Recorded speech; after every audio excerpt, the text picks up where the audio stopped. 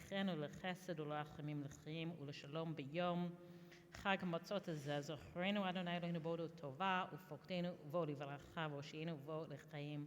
Our God and God of our forebears, on this day of Pesach, be mindful of us and all your people Israel, for good, for love, for compassion, life, and peace. Remember us for well-being. Amen. Visit us with blessing. Amen. Help us to a fuller life. Amen. And now I'm delighted to introduce our speaker this evening, State Representative Robyn Gabel will be speaking to us for our Earth Day celebration. And thank you to our Dayenu Circle for bringing this program this evening. And we'll hear later this evening about some upcoming programs and initiatives of the Dayenu Circle.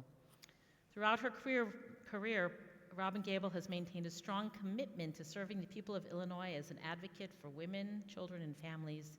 As majority leader of the State House here in Illinois, her priorities include advocating for a racial equity agenda, ethics reform, expanding affordability and access to quality health care, and comprehensive clean energy policy, which I'm sure she'll talk about this evening, and increasing safety net funding for our most vulnerable residents. Currently, State Representative Gabel serves as the chair of the Rules Committee and co-chair of the Medicaid Working Group. Robyn previously served as the chair of the Great Lakes Legislative Caucus of the Council of State Governments and has been an active member since 2010. She served as the executive director of Ever Thrive, a nonprofit advocacy organization from 1988 to 2010. Robyn has a BA from Beloit College and a Master's of Public Health from the University of Illinois at Chicago School of Public Health, and an MJ in Health Law from Loyola University in Chicago. And Robyn is not here alone this evening, but with her granddaughter, Mira, which if you haven't met Mira, Mira is Robyn's mini-me. And Robyn went to the JCC preschool here and is now also here in religious school, and I love seeing Mira here on Sunday mornings so often, and it's so nice you came here to be with your grandma. Thank you for being here too, Mira.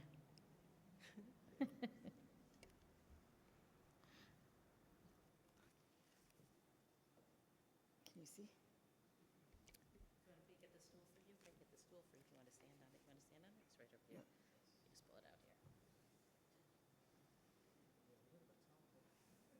Over here. Stand up so you can be next to your grandma.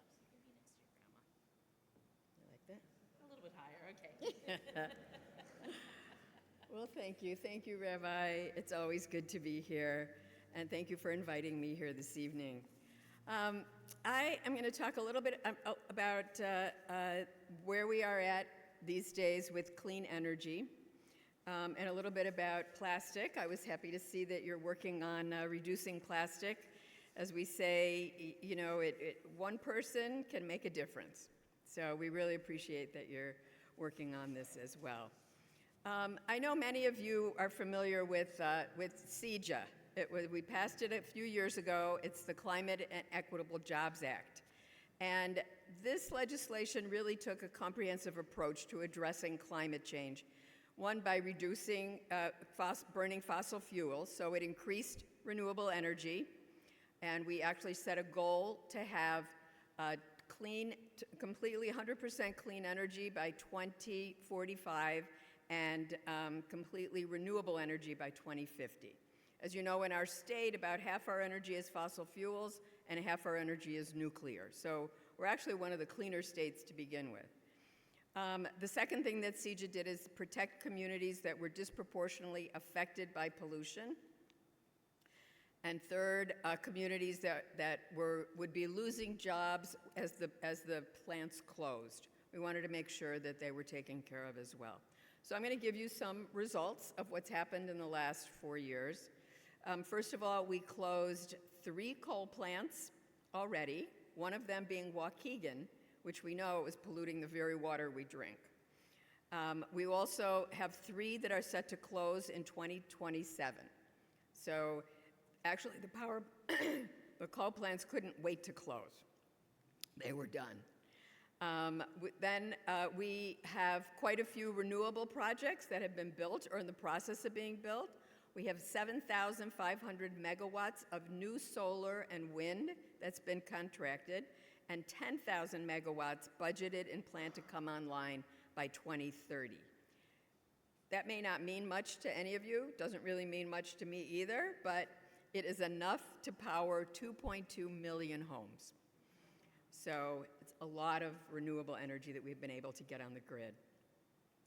We've also increased energy efficiency, and I always say the cheapest energy is the one you don't use.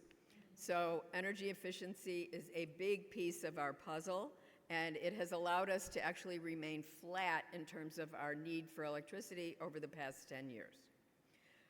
We launched workforce training centers all over the state. This is to help people who were adversely affected by pollution, but also, as we said, people who were losing their jobs as power plants closed. We also created incubators to develop a diverse contractor pool. So we really have the most equity in our bill than any other state has passed. And I called, I had to present the other day at Northwestern, and I called National Council of State Legislators, and I said, you know, can you give me some examples of other states that we use that we can follow? And they go, no, you're the best state. So I know, but there's many reasons that we're all proud to live in Illinois, and that is definitely one of them.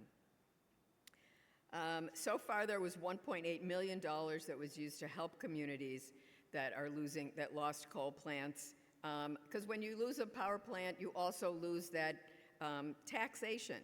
So their schools suffer, the police stations suffer, and this money can be used to help with that, and also plan for the future.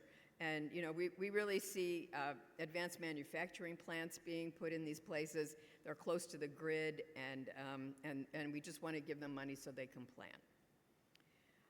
I'm going to move over into what we've done this year and what we're planning to do.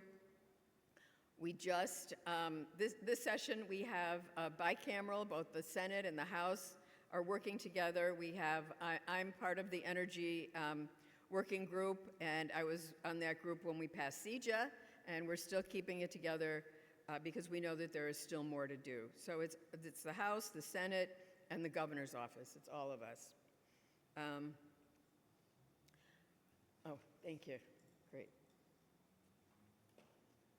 So we are looking, we tried to pass a bill in lame duck in January, and we were not successful. It was, as you know, with omnibus, with big bills, they're big because things keep getting taken out of them, and they end up being smaller and smaller. By the time we passed the bill in lame duck, I had to get up and say, okay, this is a skinny bill. And we're back to work trying to get a little fatter bill that we can pass this year. One thing that we're looking at are high-intensity users, which are data centers, quantum centers. As you know, the governor is very excited about bringing quantum to this state, as well as data centers and advanced manufacturing. But what happens is these companies really use a lot of energy. So one of their proposals was that, oh, well, we'll just buy nuclear power directly from the nuclear power plant. And we were like, no, that's not right, because then you don't pay into the RPS, which is for renewable energy portfolio, and you don't pay into our low-income fund that helps folks who need a little help paying their electric bills. So we actually have to put this into law, or they might do this. So that's the first thing we're going to do. The second thing is my favorite, using energy efficiency. We're going to do more. We're working with ComEd and Ameren to incentivize them to even have bigger portfolios and put more money into energy efficiency. For energy efficiency, we're talking about doing things like weatherization, both in homes and in commercial use, and also energy efficient appliances. We were laughing. They said, don't talk about light bulbs, because we've done all the light bulbs we're going to do. That for a long time, that was ComEd and Ameren's main energy efficiency. So we're pushing them. We've been at the table with them for quite a few months now. The third aspect that we're looking at is resource adequacy path, which means that we need to make sure that the grid is adequate, that we can meet peak use, and that we actually build even more so we can increase our electrification. As you know, groups that the areas where we have the most pollution is in the transportation sector, is now the biggest sector for polluting in our state. And as we electrify our transportation sector, we know we're going to need more electricity on the grid. So that's our third big issue we're going to be looking at this year. We also just got bills we just ended getting bills out of the first chamber. As you know, a bill has to pass both chambers and then get sent to the governor. So this last Friday, both the House and the Senate got all the bills that we're going to get out, or most of the bills that we're going to get out, and sent to the other House. So there's a few around plastics that I just want to mention. One is plastic silverware. So Chicago already passed this, and now we have passed it in the House for the entire state. And what it says is that Uber and DoorDash cannot just put plastic silverware into the bag that they prepare for you, but there's going to be a little pop-up that says, do you want the silverware or not? So we will only hopefully get silverware that we need and we will use. And there's actually a fine for them if they don't do that. We also have a bill that ensures that plastic pellets are defined as a pollutant to prevent it from entering a waterway. And those bills will both go over to the Senate now and then hopefully go to the governor's office. And as you know, the governor is a huge environmentalist, and we love working with him. It's really an amazing relationship that we all have together getting things done in Illinois. There's two things that we're still working on. One is the plastic bag ban. That wasn't quite, as the women say in the legislature, it wasn't quite soup yet, or as the men would say, it's not quite ready to pass the finish line, or something like that. So we still have a little more work to do on that, but we really plan to get that out this year. And then we're also still working on foam foodware to make sure that we want to discontinue that completely from sale or distribution.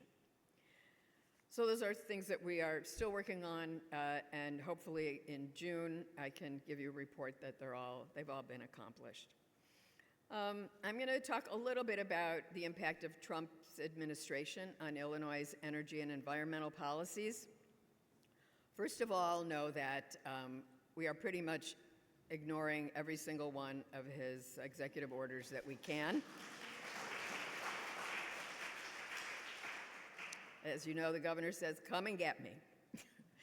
So what they have done, though, is they've frozen funds that we were supposed to get from the IRA. And what those funds were set to provide is electric vehicle charging stations. A lot of money was supposed to go into that, reducing pollution at railroads, and helping low-income homes electrify to be more efficient. So, as you know, Biden put, millions and millions of dollars into that act. And we really kind of begged the government the administration to make sure that they applied for and got and were in the bank all the money that they were promised. And they couldn't fathom that if they were given a grant that the money would be frozen. It's just something that we couldn't even fathom. We know that Trump has been gutting environmental justice in federal decision-making through his executive orders. We are going to continue to do that and operate like that in this state. That's still an important part of our work. They are threatening to come after state laws. Particularly, they've talked about California, but we expect them to try to come after us too, and we think that we can successfully fight that. Well, we will certainly fight it as much as we can. Just recently, he put out an executive order that excludes conservation and climate organizations like Sierra Club, organizations like that from being a 501c3 or C4. So they could not be a nonprofit in that sense, tax exempt. The organizations that I just met with them the other day, they were pretty disturbed about it, but we'll persevere. We don't need to be a 501c3 to exist and to do our work. And I just want to conclude by saying that, I know that these threats have created a lot of fear, but as I said, in this state, we are going to be fighting it. We do not listen to it. It will have to be put on a much bigger scale than just a president posting on a website that can stand in the way of our state, ensuring the safety, health, and well-being of our residents. So, thank you.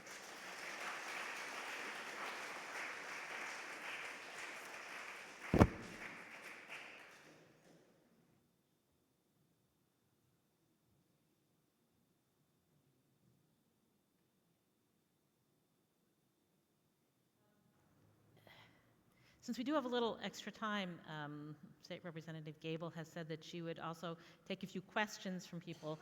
And so, Becky, do we have a microphone over there? Maybe we can take a couple of questions to... Oh, yeah, that one over there. Great, thank you.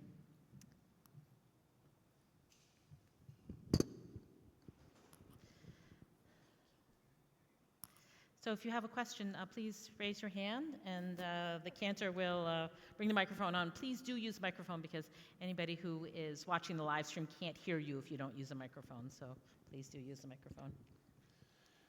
Given that advanced high-tech data centers, quantum, everything is pulling a lot of electricity, and we want to attract them into the state, do we have everything in place, at least at the state level, to entertain the use of micronuclear reactors?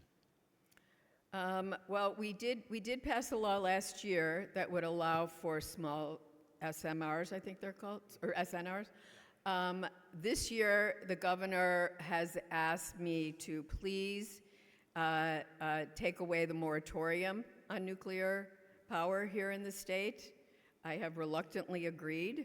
I'm not crazy about nuclear power, but he feels like we need to send a signal to businesses that we have everything in our toolkit to develop and create the energy that they need.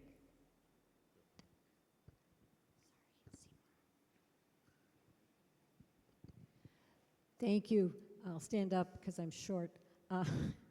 I heard either today or yesterday that from the Trump cabal that they're taking away the protections for certain endangered species, changing you can't harm them, meaning the law only applies if you're harming the animal directly, not their habitat, which sounds like if you harm their habitat, you're harming the animal. And I'm wondering, I didn't quite catch whether that was only on federal lands or what. Are you aware of that? Had you heard that?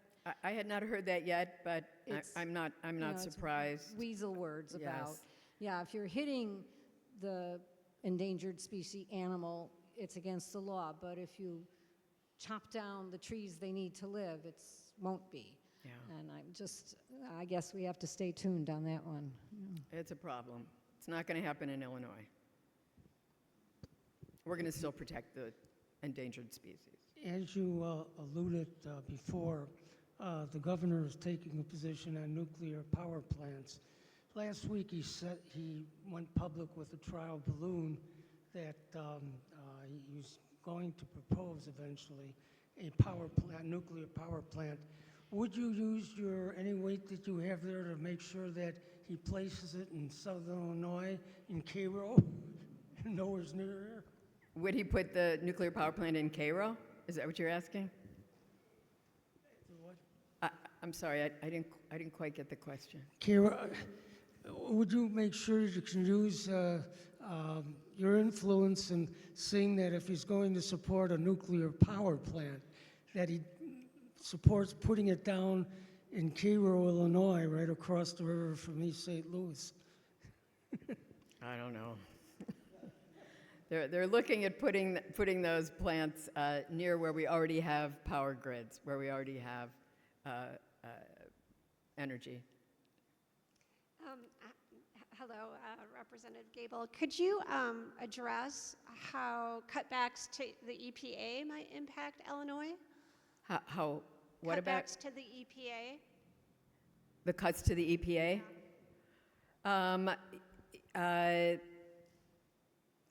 So I can't exactly know what's going to happen. I know that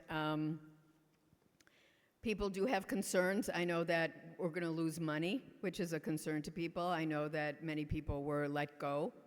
So, I mean, our major concern is that they will not be monitoring things as much as they were.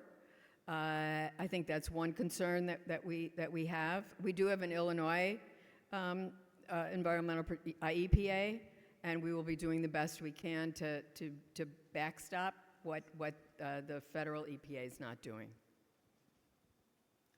You know, the other day we asked. I'm also the budgeteer for the House, and the other day we asked the governor's office, their GAMBI, the Office of Budget and Management and Budget, and we said, could you give us a heads up when we know that something the federal government's going to do is going to hurt us? And they said, we find out about it by reading the tweets and by watching the news.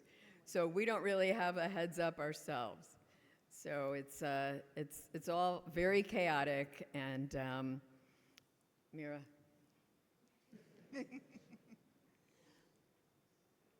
So. Before I came here tonight, I was watching the news, and they were showing, it was really interesting how they made butter environmentally without chemicals out of carbon. And they said the trend is to start using carbon and making a lot of food. So they were showing how they made butter, and it was really interesting because it didn't look like a cube or anything. It was just like almost like dough, like you would make like a pie crust or something. And they made bread with this type of butter, and this is a new means that this bakery is going to use. And I was wondering how would this affect in the food industry using carbon and other natural environmental items? Well, it's one thing we can do with carbon. One of the things they want to do is sequester it and put it into the earth. ADM in particular has a lot of carbon that they get from their processes. And when we negotiated with them on the sequestering carbon, they didn't mention to us that the pipes had been leaking already. And so we have a bill this year to not allow them to do this near the Mahomet Aquifer, which is the fresh water for many of the towns in the middle part of the state. So if we can find something else to do with carbon, that would make me very happy. Hi, I've got a question. It doesn't have anything to do with Earth Day, though, but maybe you could answer it because nobody else has been able to answer it for me. Trying to find out what's going to happen with vaccines, since RFK Jr. doesn't seem to be doing anything to prepare us for when we need to get our flu shots in the fall and COVID boosters and anything else that might be coming. What can the state of Illinois do to work around that? Well, we still do have a Department of Public Health here, and we will still encourage people to get their flu shots. I believe that we'll have to see if the pharmaceutical companies still develop them. My guess is they will. They're not. They're not? The pharmaceutical companies Well, are? So the problem is that it's a 6-month process, and they've let that lapse, so they're not preparing for it. And even the pharmacists don't know. There doesn't seem to be a plan, so I'm just wondering what the state of Illinois is planning to do to make sure that Illinois residents can get vaccinated. Yeah. I think there are going to be many things like that that we simply cannot backfill. We just can't. I know some of the dollars we're going to lose in Medicaid. We can't tax people to the extent that we would need to. My first reaction when Trump got in, I'm like, let's stop sending him our federal tax dollars. And then I realized, they put you in jail for that. So, but I'm serious about it because Illinois sends sends more tax dollars to Washington than we get back. So at a certain point, it may be something that we look at.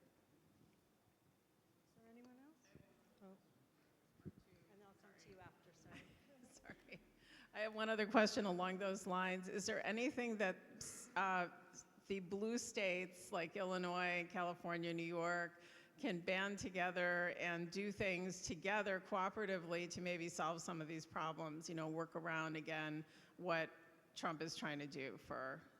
Yeah, no, I think that's a great idea. I know that our governor is already talking to many of the governors in the other blue states as well.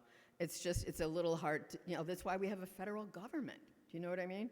But I think that that is what's going on, and hopefully we'll be able to see more of it. I think people have to get over the shock initially, and then provide action and do what we need to do. Senator Gabel, how is the state of Illinois doing on the pollution from the coal plants in the southern part of the state, where there's horrendous, or has been horrendous, brown clouds and acid rain that the people suffer from and have way more respiratory flare-ups with their diseases? Can you comment on that? Because you said that initially there are fewer coal plants, but how are they doing in the southern part where the problem is so bad? Yeah, there are fewer coal plants.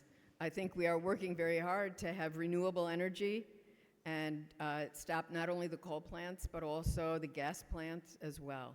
We have a plan for their retiring them. But is something happening now, though, to keep the coal ash out of the water supply? So there's a bill, yes, and there is a bill that we've had for a number of years, but we think that this is the year we're going to pass it. So much. Thank you all. Thank you, Mira. Thank you for all the work you're doing, and thank you for taking all of our questions. And after services, if you still have more questions, I'm sure that State Representative Gabel will continue to answer your questions. But I'd like to call to the bema now another member of our congregation, Eli Coustan. Eli has been instrumental here at Beth Emmet in getting our composting program going here. If you were here to celebrate Eli's Kabbalat Mitzvah, which was actually online, so I can't say here, but we had a Zoom service because it was during COVID. He was promoting the importance of composting, and I certainly have become a composter with urging from my nephew here, and I hope others have as well. But now at Beth Emmet, we are actually composting. Eli is also a leader in the environmental group over at Evanston Township High School, and they're going to have a conference on Tuesday, that he's been helping to organize as well. And Eli's going to spend a little time telling us about composting this evening. Well, thank you for the introduction. Every year I have a different prop. This year it's matzah. Let me get the speech out. One second. Okay, here we go. Shabbat Shalom and Happy Earth Day. Something seems off about this piece of matzah. Does anyone notice? It looks a little different. What's that I hear? It's not a square, you're saying? Oh, that must be it. We're missing a third of the matzah. That third represents 30 to 40% of the U.S. food supply that is wasted. Think about that for a second. That means if the American food supply was represented as matzah, this much every year, this much of the piece is just wasted.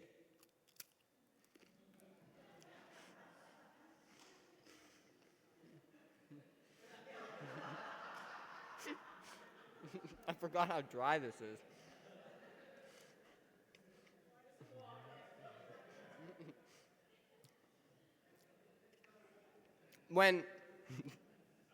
Sorry. I'm good. When food is disposed of in landfills, it generates methane, a greenhouse gas that contributes to climate change, and much of this food waste is sent to landfills. When we compost food instead, the production of methane is reduced, lessening the environmental impact of the food's disposal. In addition to the production of methane, disposal of food in landfills can cause other environmental problems, for example, water pollution. Beyond the environmental impacts, we have a Jewish responsibility to do better. Notably, the Jewish value of Bal Tashit commands us not to destroy or waste, and the value of Tikkun Olam, which you've probably heard of, commands us to repair the world. Working to reduce waste is our Jewish responsibility. To me, this work is an opportunity to work towards the world that I want to live in. While it can be easy to hear about everything going wrong in the world and feel hopeless, hopelessness doesn't create change. Change requires action. As Rabbi London said, I'm here tonight representing Beth Emet's Dayenu Circle, our synagogue's climate action group. This Earth Day weekend marks an important milestone for Beth Emet in becoming a more environmentally sustainable synagogue. This is because this is the second anniversary of our composting and waste reduction initiative.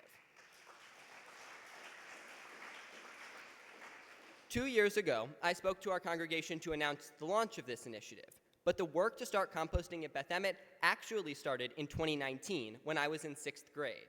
For my Kabbalat Mitzvah project, I, along with my Beit Sefer teacher J.R. Zumwalt, started a pilot program at Soup Kitchen. Unfortunately, the COVID-19 pandemic caused an early end to that pilot.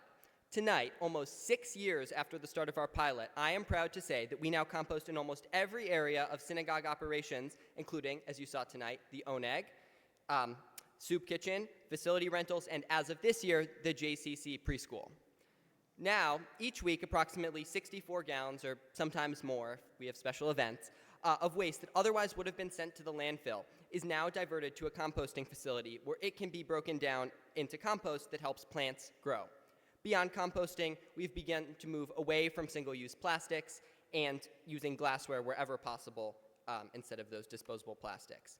But while I'm the one speaking, this initiative has truly been a team effort, both within Dayenu and within the synagogue. I'd like to first thank Sharon Smaller and Chris Wynn, the other members of Dayenu's Waste Reduction Subcommittee, but also everybody else who's part of the Dayenu Circle. Additionally, I'd like to thank the members of the Beth Emet and Beth Emet Foundation boards, as well as Beth Emet staff. I'm not going to get every name. There are definitely going to be people that helped that I missed, but a few that come to mind that are important: Jody Litwick, Jeff Prass, Marla Top, Becky Kaplan, and Beth Emet's building staff, Ronnie, Marshall, and Michael. Without all of their help, especially the building staff, none of this would be possible. While I'm proud of what we've accomplished at Beth Emet, there is still more work to be done both at Beth Emet and in the broader community. If you're interested in getting involved in this work, you can speak to me or any of the members of Dayenu Circle. Raise your hands, look around, hopefully. Come talk to us after services. We'd love to have you get involved. Now to share some more Earth Day related announcements, including our new Pause the Plastic initiative, I'd like to turn it over to Sharon Smaller, the chair of Beth Emet's Dayenu Circle. Thank you all and happy Earth Day.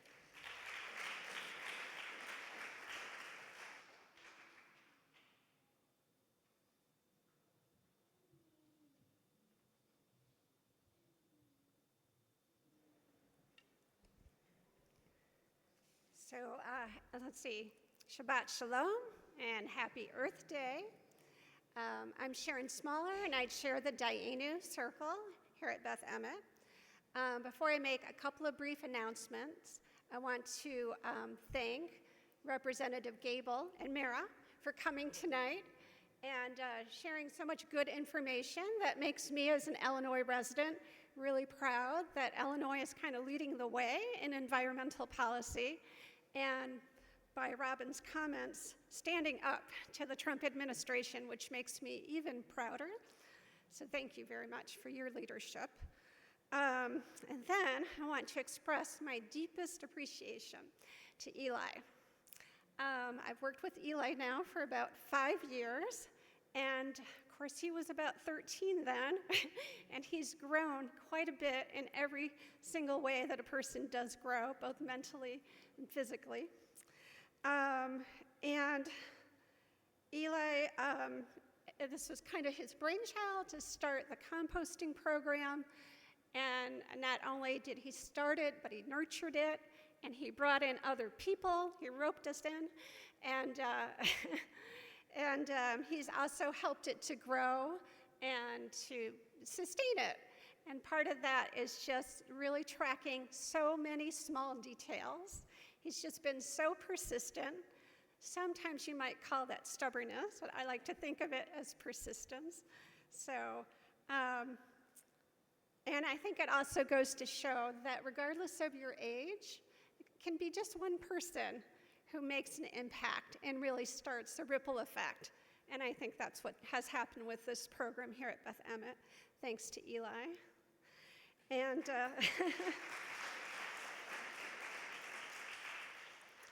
and I want to say, Eli, that we will miss you greatly when you head off to college. Not as much as your parents, but close to it. And, you know, we're really excited to see what your future will bring. And I was thinking, there's so many things I could say to you, but I think I will borrow from a refrain from the musical Wicked, now a blockbuster movie. Because we knew you, we have been changed for good. So, okay. Thank you again, Eli. So now 2 quick announcements. Today is the kickoff for the Pause the Plastic Challenge. So this is a bingo card. How much fun is that? And there's 16 different ways that you can reduce your use of plastic in your everyday life. And so you just have to, you know, mark off 4 across or 4 down or 4 diagonal. I know you know how to play bingo. And you can do it for a week or the entire month of May, whatever challenge you want to give yourself. And then you can turn in your bingo card, and there's a beautiful basket full of eco-friendly items that will enhance your life.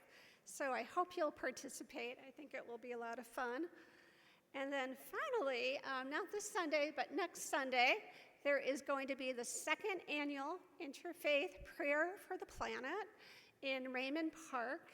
And Cantor Young will be there leading us in music, and Rabbi London will be there, along with many other clergy members representing faith groups from across Evanston. So come out to the park at 4 p.m. on Sunday and enjoy just a very special, moving tribute to the earth. Those are my remarks, so thank you.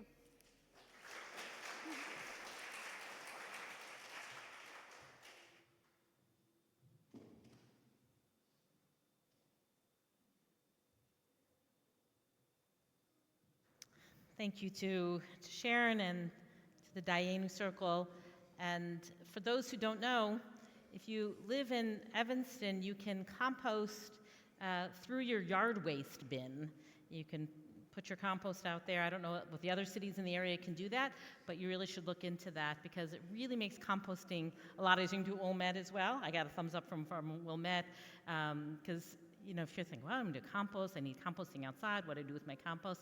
Put a bin in your house, and then you can wrap it up and put it into your yard waste. You can even throw it out there all winter, and it kind of freezes, and we threw ours out there all winter, and we didn't fill it up all the way, and then in the spring, they finally cleared it all out, so I can say that it's possible to compost all year round. Thank you, Eli, for doing it for Beth Emmet and for reminding us how important it is to do in our own homes.